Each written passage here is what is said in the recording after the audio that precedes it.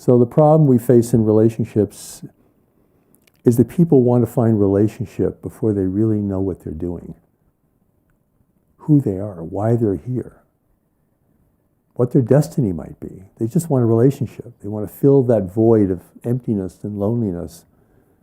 And they're encouraged by advertising or pressures from family to get married early.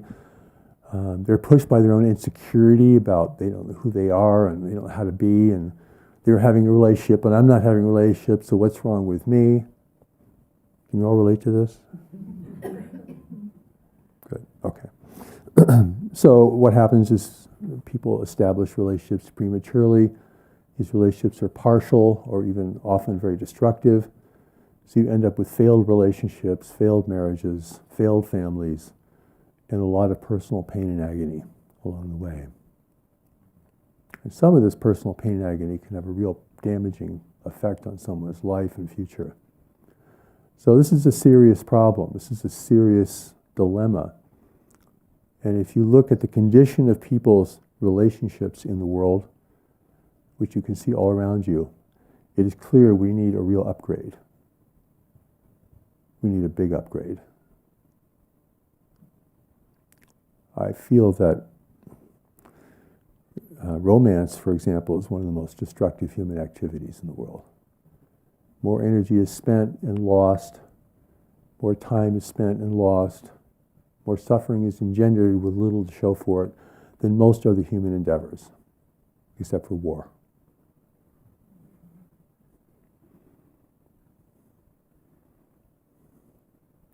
And the new message goes so far as to really create warning about if you start to feel a romantic surge within yourself regarding someone, to really step back.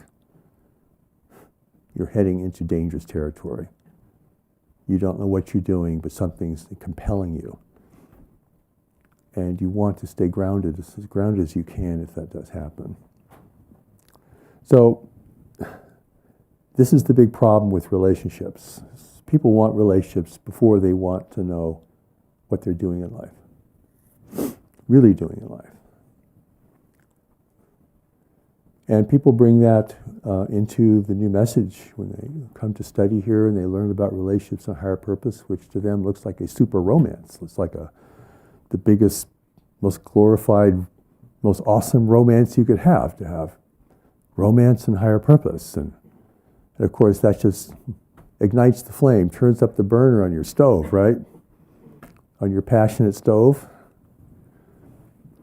And so they come with the same blind approach. And perhaps they will ask, well, where's my relationship of higher purpose? Who is my relationship of higher purpose? Maybe it's her. Maybe it's him. And often we have big gatherings, and I can see how people are sort of checking each other out. Like the attraction meter or the whatever the gauge is they're using.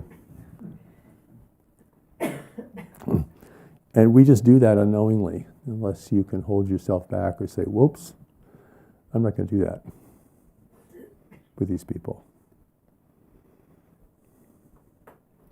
And it's a powerful biological force. Because frankly, throughout most of our history, you had to have a family, before you were 15 years old.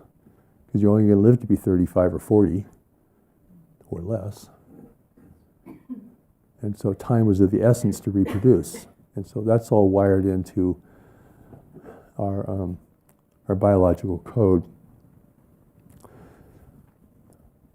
So instead of having a relationship determine where you need to go and what you need to do, you need to find out where you need to go and what you need to do, and that will determine the kind of relationship that would be appropriate for you. Otherwise, the cart is before the horse. So people are circumscribed in marriage and family before they even have a clue of what they're about, and they live a life of frustration or escape or self-repudiation as a result, and their marriages are incomplete and frustrating and often just break down over time. There are exceptions, but this is generally what happens with people. Whatever is unfulfilled that is essential to them never even had a chance to find itself, for you to find it.